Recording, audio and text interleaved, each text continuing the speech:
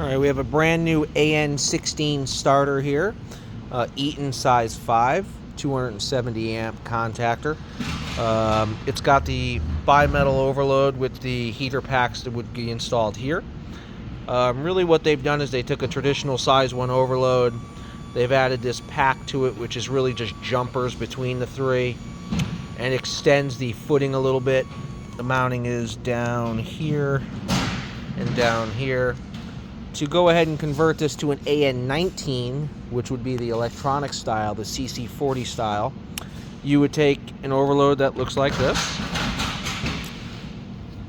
Part number C440 A2A005SAX. This does have ground fault. If you wanted the non-ground fault version, that's a part number C440 A1A005SAX. So all you really have to do to convert this is remove this overload here and replace it with this overload here.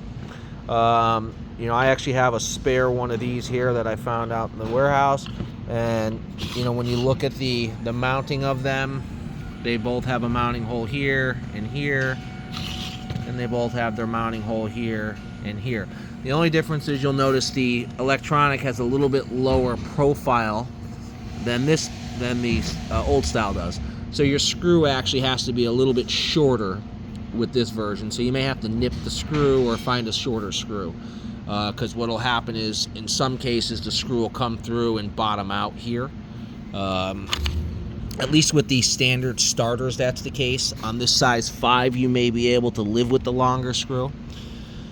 Because this is new, this has not been wired yet. What they expect to do is to pull this cap off. This one wire for A phase would wire here, the B phase, the second wire would wire here, and then the third wire would wire here. On the top side, they have one CT wire coming out, which is the common, obviously landing on the third terminal, and a grounded wire landing on the first terminal. This is also internally connected, meaning they have bonds between these three. There's actually a jumper pack in here.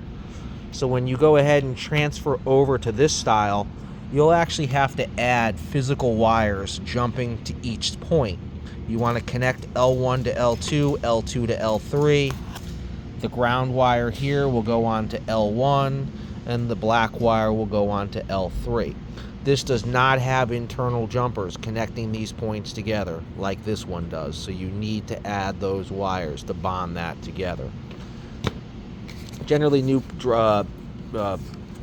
starters will have a small drawing here that may make sense. You can see the little bonds that are shown here, and that's assuming you're using this vintage that has the bonded shorting pack in here.